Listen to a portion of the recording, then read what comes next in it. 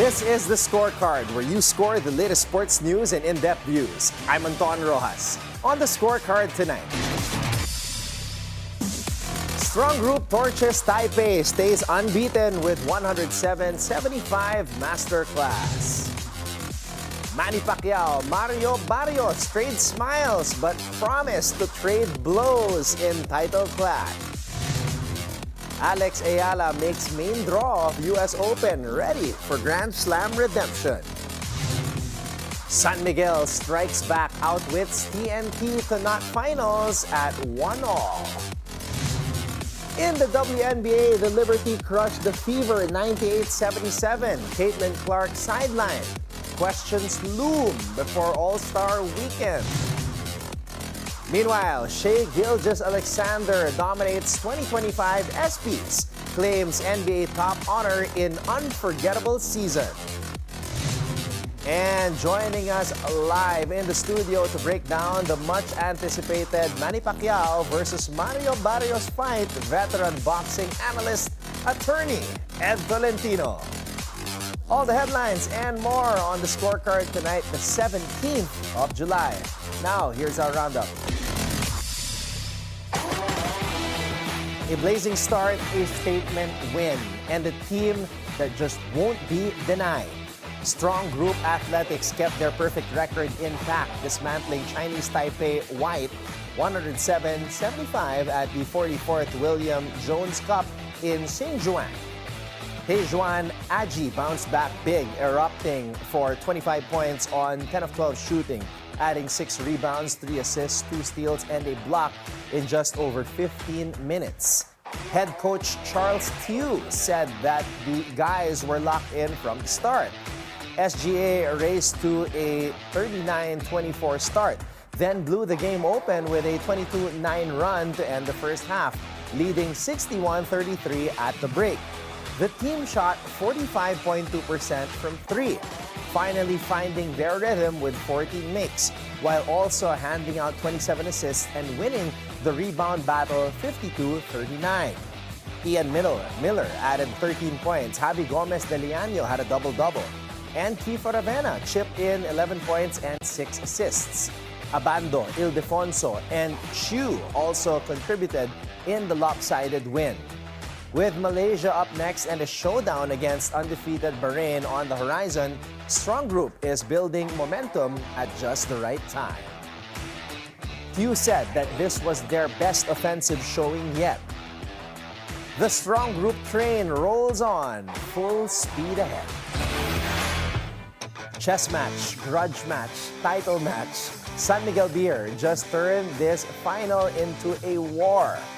With intensity pouring out of every possession, the Beermen bounced back in style, outdueling TNT 98-92 to tie the PBA Season 49 Philippine Cup Finals at 1 game apiece at the Araneta Coliseum. Defense was the name of the game, and SMB brought it in waves, forcing TNT to cough up 17 turnovers, translating into 24 huge points off errors. Veteran guard Chris Ross turned back the clock, finishing with 4 steals, 7 points, 7 assists, and 4 boards, proving why he's a 7-time All-Defensive team member. Sabi ko nga before, this is just like a chess match. So it's a move of adjustment. He also praised management for backing the team after their controversial Game 1 loss, where Mo Tautua's dunk was wiped off the board by a rare basket interference call. But on this night, Don Trollano made sure there would be no need for miracles, leading the charge with 23 points, while Junmar Fajardo added 17 and 9 boards. Tautua chipped in 16, and Jeron Tengs provided spark off the bench with 10. For TNT, Calvin Oftana was consistent with 23 points. Jordan Heading added 17. But R.R. Pugoy, hero of Game 1, was locked down to just 6 points on a rough 1-of-9 clip. With the series tied and the fire lit, this finals is now anyone's game. All smiles on stage, but come fight night, only one walks out grinning. Tension built at the MGM Grand as Manny Pacquiao and Pacquiao-Barrios faced off in their final press conference. No drama, no trash talk, just business. Pacquiao returns at 46, hungrier than ever, chasing the WBC welterweight crown after 4 years away. My feeling is like when I was 26 years old, 29 years old, like that. Like the interest of training, to train hard like that, to discipline.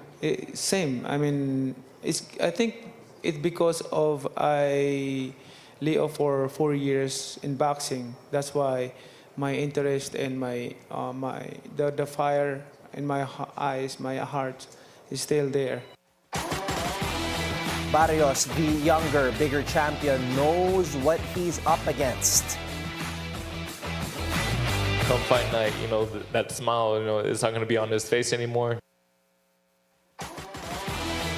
He studied Pacquiao's last loss to Yordenis Ugas and believes timing will be key, saying the Pac-Man may be fast, but Barrios, has great timing. The two collide for the WBC welterweight title July 20 Manila time at the MGM Grand Garden Arena in Las Vegas. Pacquiao carries a 62-8-2 record with 39 KOs. Barrios holds a 29-2-1 card with 18 knockouts. The respect is real, but so is the fire. The legend returns. The champ defends. Only one will leave smiling. From grass to the hard courts, Eala is ready to make her mark on tennis's biggest stage. World number 56 is officially in the main draw of the 2025 US Open, happening from August 24 to September 7 at the USTA Billie Jean King National Tennis Center in New York. This marks her third Grand Slam main draw appearance of the year after flying, but this time she's earned direct entry for being in the WTA Top 100. The 20-year-old phenom and the first Filipina to reach a WTA final at the Eastbourne Open is ditching grass and returning to her favorite hard court surface. Eala will first see action in the National Bank Open in Montreal from July 27 to August 7 as a tune-up before the Slam. Meanwhile, she gave an inspiring message to young Filipino players at the J60 FINMA International Junior Championships, urging them to give their best in every match. The stage is set, the spotlight is bright, and Eala is ready to shine. In the WNBA, no Caitlin Clark, no answers for Indiana. The Fever stumbled into the All-Star break after a 98-77 beatdown by the red-hot New York Liberty. Clark missed the game with a groin injury, her third absence of the season, leaving the Fever out of sync. As Brianna Stewart dominated with 24 points, 11 rebounds, and 7 assists, while Sabrina Ionescu added 15 points and 9 dimes. The Liberty never trailed, building a double-digit lead early and never looking back. Without their star rookie, the Fever struggled to find offense, shooting under 40% from the field. With the WNBA All-Star Weekend set to tip off in Indiana this Friday, Clark's status remains uncertain for both the three-point shootout and her role as team captain in Saturday's main event.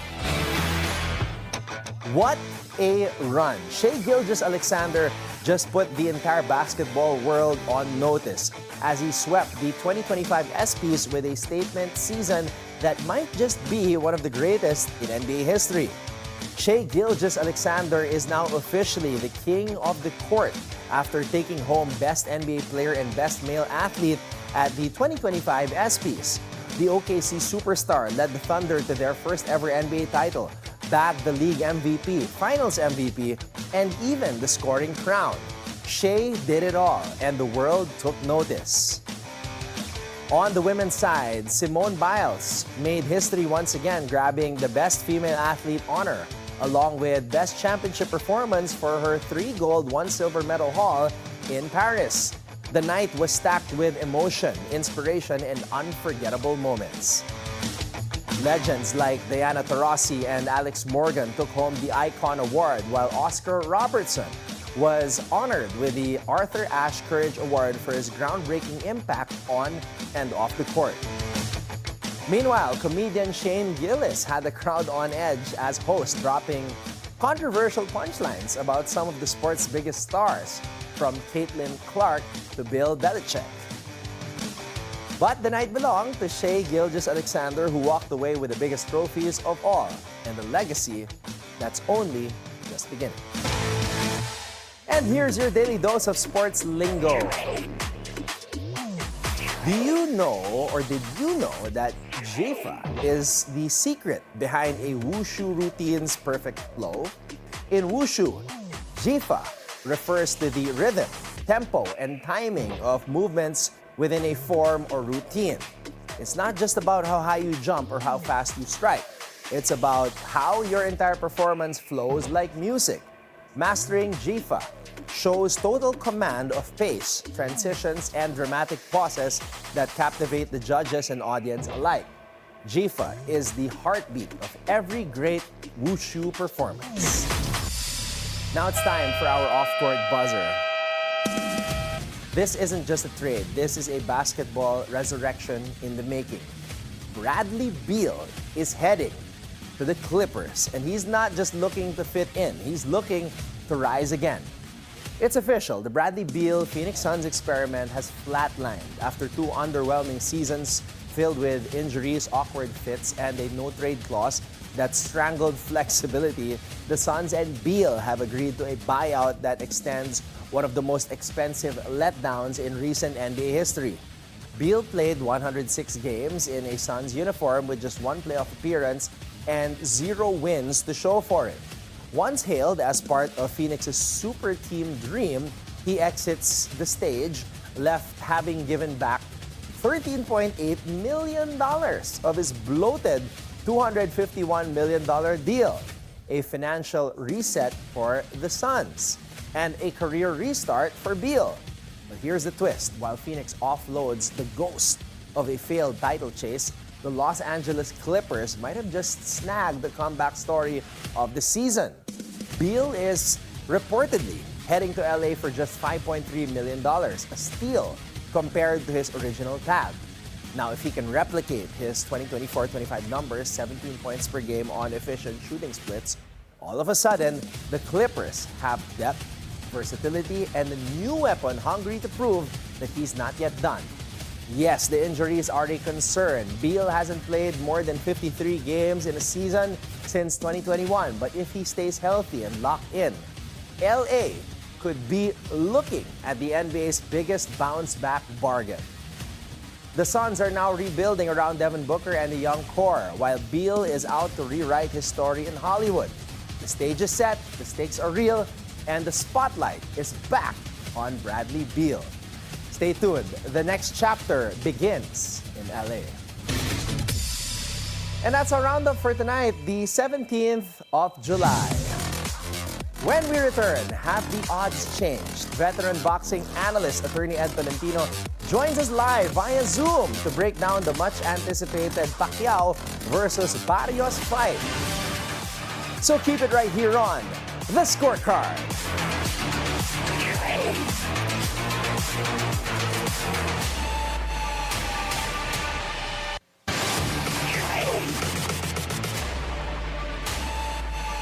Welcome back to The Scorecard. Ilang tulog na lang and the comeback fight we have all been waiting for is on. Can he, will he, and have the odds changed in his favor? Joining us via Zoom to break down the much-anticipated Manny Pacquiao versus Mario Barrios matchup is attorney Ed Tolentino. Partner, good evening. Good evening, partner, at good evening po sa lahat ng sumusubaybay sa iyong programa. First of all, attorney, I want to say congratulations. 100,000 subscribers on your YouTube channel where you are the host, the director, the producer, the writer. Lahat na, congratulations. And it's good to know that after all these years, yung mga fans mo since 1986 still continue to support you and your boxing analysis. Oo nga, maraming salamat sa kanila. Katuwaan lang po yun. Wala lang po tayo magawa. So, sabi ko nga, it's strictly for passion, not commission. Ayan.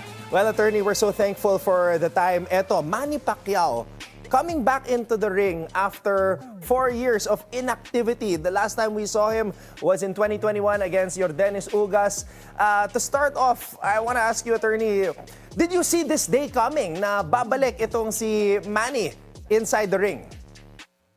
Yes, I saw this thing happening kasi naniniwala ako na hindi niya gusto yung nangyaring ending nung career niya noong 2021 nung matalo siya kay Yordenis Ugas.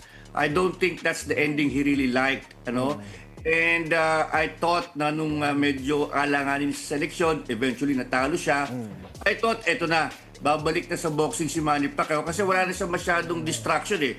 Tapos na yung politika, in a way, wala na masyadong mga distractions. What's left? Boxing. At saka sabi ko, medyo bullshit yan eh, kasi medyo natalo sa eleksyon. Napagastos. Ano? E di, ipuntong ko lahat ng aking frustration sa boxing. At ito na nga yung laban kay Pacquiao-Barrios for the WBC Welterweight Championship. The WBC was very accommodating. I think crucial yung WBC. Nung sinabi nila, go ahead, despite some protests, dahil nga hindi naman siya active for the last 4 years. Nung sinabi ng WBC, we're sanctioning this fight, yun na ang critical para sa akin. Aprobado na yung pagbabalik ni Manny Pacquiao with the WBC opening the gates. Attorney Ed, I was watching your pre-fight analysis on your YouTube channel, Boxer Shorts, and you laid out yung mga advantages ni Barrios at yung advantages ni Manny Pacquiao. Of course, Barrios has the advantage with regards to the age, the activity, but one advantage na you cited that is in favor of Manny Pacquiao is that sanay si Manny sa mga laban of this kind of magnitude. Do you think that there's a possibility na baka magulat itong si Barrios na, teka, ang laki, baka mas starstruck na ito na yung legend, nasa harapan ko na. Do you think there's a possibility na mangyari yun and could favor Manny Pacquiao in the actual fight?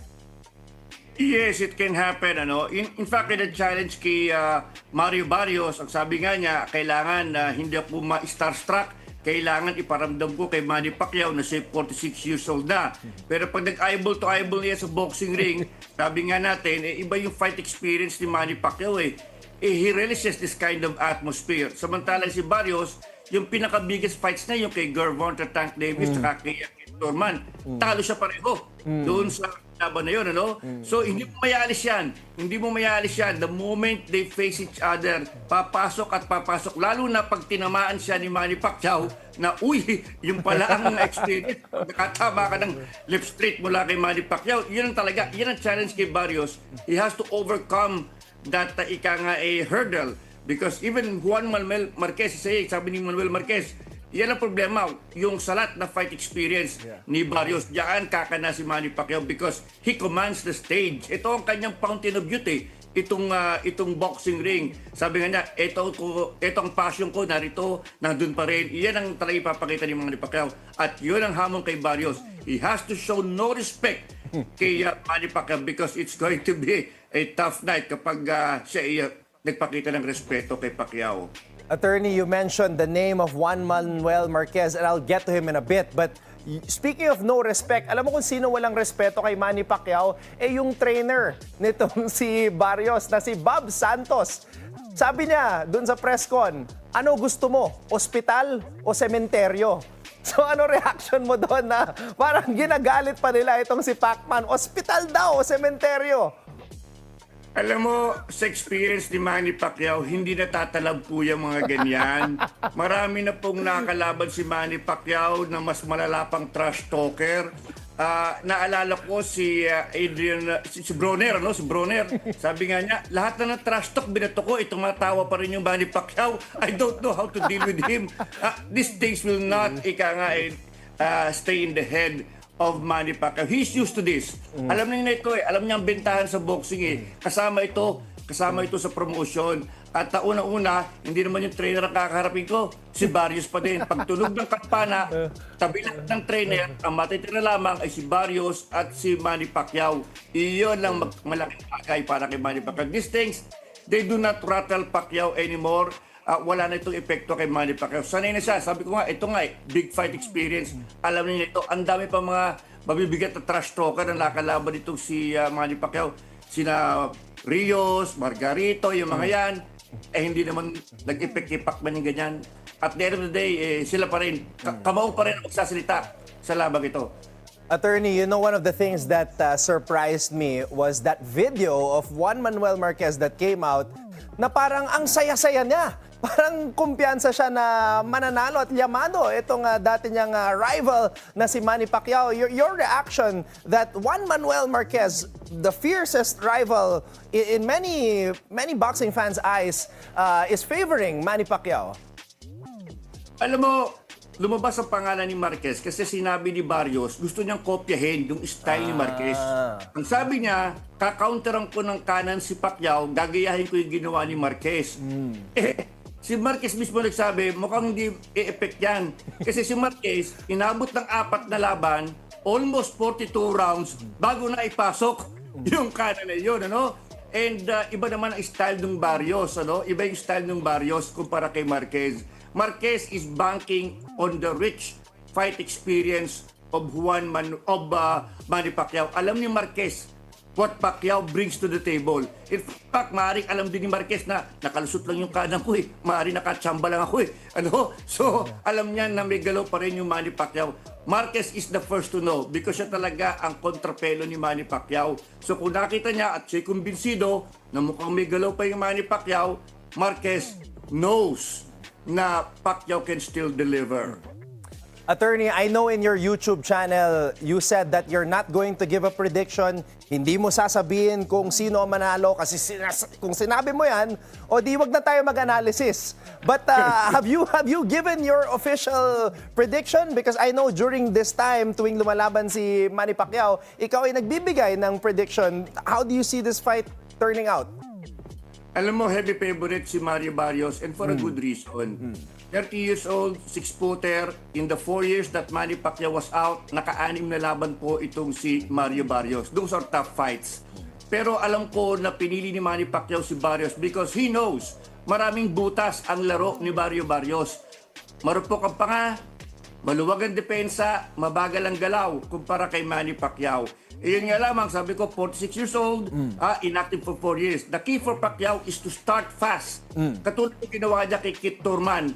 Maaga siya nagsimula, he piled up the critical. First 6 rounds, gusto ko tapusin na ni Manny Pacquiao yung laban na ito. Or at least, build a huge lead para mag-coast na lang siya kung talaga hindi na kakayang ina-out yung Barrios. Because in the second half of this fight, at nandun pa rin yung Barrios, he is the one who has the legs to go 12 rounds.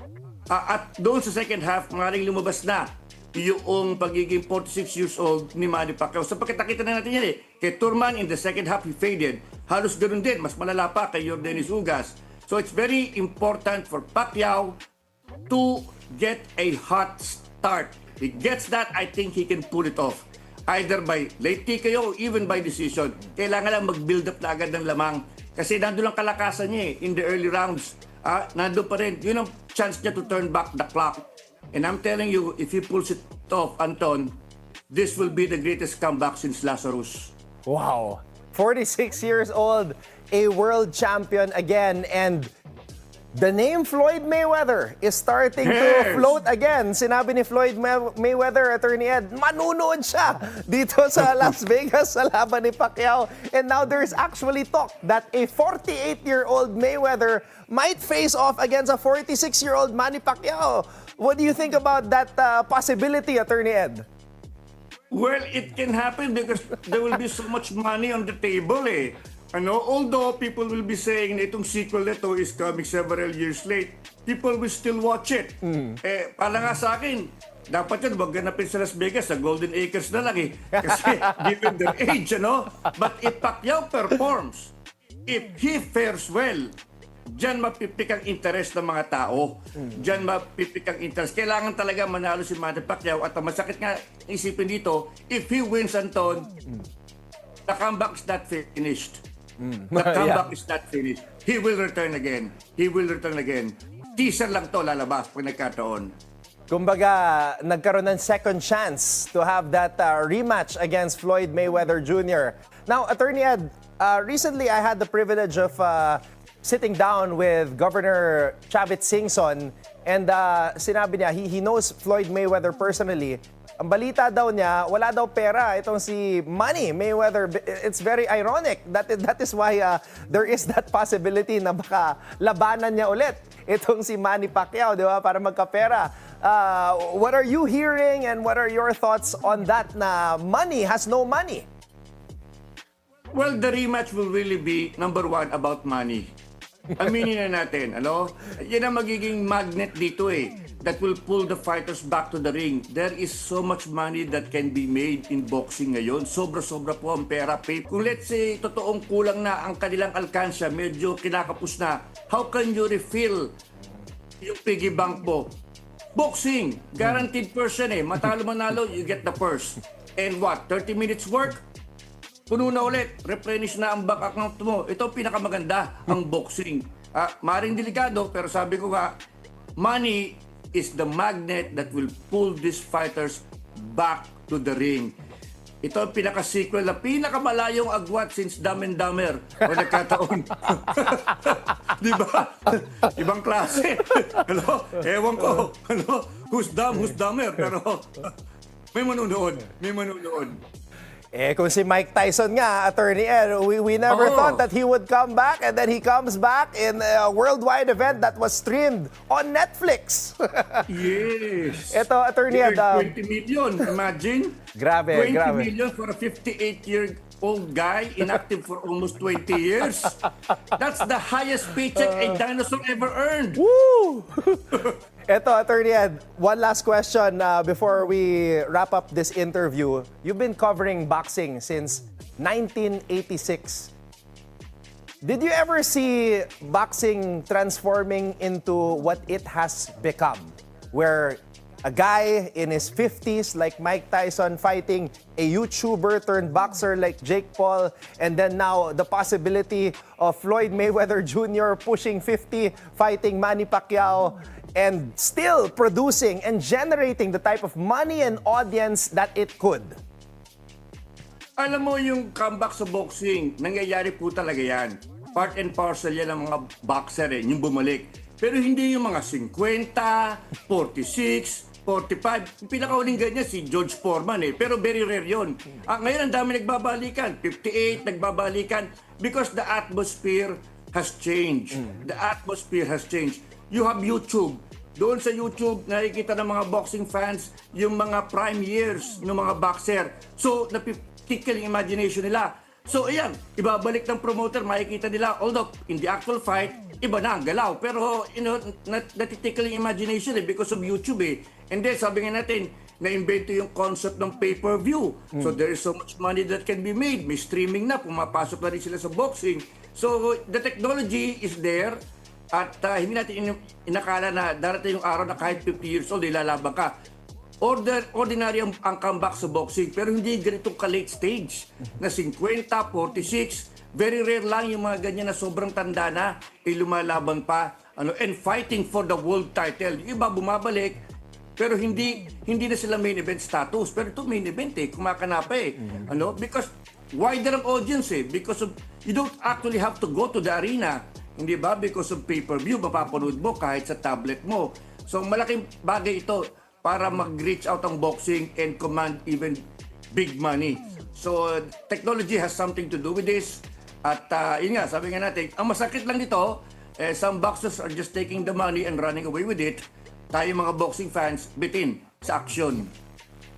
Well, hopefully, hindi tayo mabibitin sa bakbakang Manny Pacquiao at Mario Barrios sa darating na linggo. Yeah. And hopefully, it reinvigorates Manny and becomes the start of something new.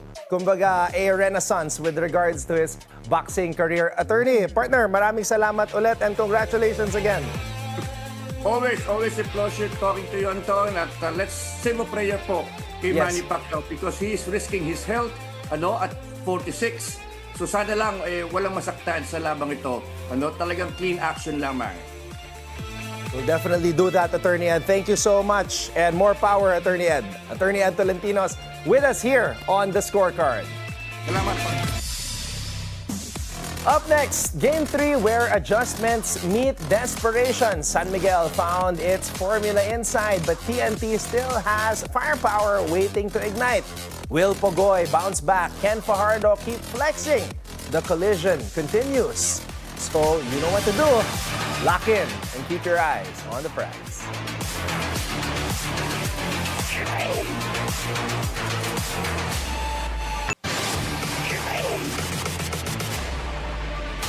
Welcome back to the Scorecard. It's time to keep your eyes on the prize. You know when a series stops being polite and starts getting real. Game 3 of the PBA Philippine Cup Finals is that moment. After San Miguel punched back in Game 2 hard, this series is now officially tied and totally unpredictable. So let's break it down. Game 2 was a throwback, not in style but in attitude. San Miguel said, "You want to dance on the perimeter? Cool. But we're going to drag you into the trenches." And that's exactly what the Beer men didn't just win. They dictated. They controlled the space, the pace, and more importantly, the paint. I mean, 64 to 24 points inside the paint. That's not basketball. That's trench warfare. That's body blow basketball. It started with Mo Tautua. Yes, that Mo Tautua. The guy we all thought might be the third big in San Miguel's rotation. Suddenly, he's the guy setting the tone, demanding early post touches not just to score, but to tilt TNT's defense. And it worked. Now, Junmar Fajardo followed with his usual steady brilliance, and together they combined for 33 points, 13 boards, and a boatload of problems for TNT. And here's what makes San Miguel scary. It's not just the bigs. When the defense collapsed, Jeron Teng showed up like it was the UAAP finals all over again. He got loose. He made smart reads. Don Trollano, even better, he played like a guy who knew he belonged, led the team with 22, and made every big shot feel personal. But let's talk defense. Chris Ross, 39 years old, but he still defends like he's 29 and angry about it. He had 4 steals, glued himself to every ball handler, and gave TNT no easy decisions. Now look, TNT didn't just lie down. They fought. Calvin Oftana, one of the best playoff games in his career. He was aggressive, efficient, and really does look like the future and present of the franchise. 23 points, 7 rebounds, a couple of big jumpers when San Miguel tried to run away. But that was the kind of theme TNT stayed close but never in control. They cuffed the ball up 17 times. Their threes weren't falling. And when you're undersized and undershooting, it's not a very good combo. Now here's the elephant limping off the room, literally. Poy Era, ankle injury could be massive because no era means more pressure on Kelly Williams, more minutes for Brandon Ganuelas Rosser, and no rest for Fajardo. So now we go to Game 3, Friday night, series tied 1-1, momentum swinging like a pendulum. And we ask the big questions. Will Pogoy show up? Or will he disappear again? Can TNT generate enough threes to make San Miguel flinch? Or will the Beermen double down on their identity and take this series by the throat? So stay ahead of the game as the Philippine Cup Finals delivers another chapter in this classic rivalry. TNT and San Miguel are tied at 1, and Game 3 could tip the balance. And here's what to watch out for tomorrow night, Friday.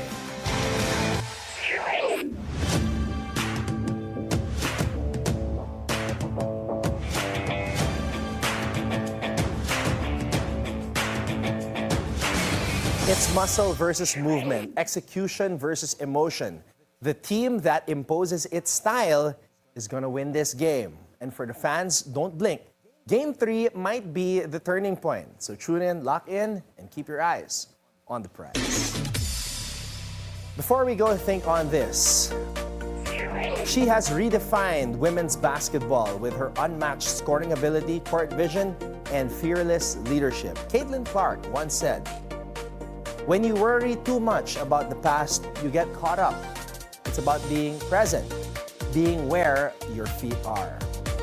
And with that, thank you for joining us tonight. We'll see you again tomorrow on the Scorecard, where sports is our business and business is our sport right here on the Bilyonaryo News Channel. This has been Anton Roxas. Have a blessed evening, everybody. Good night.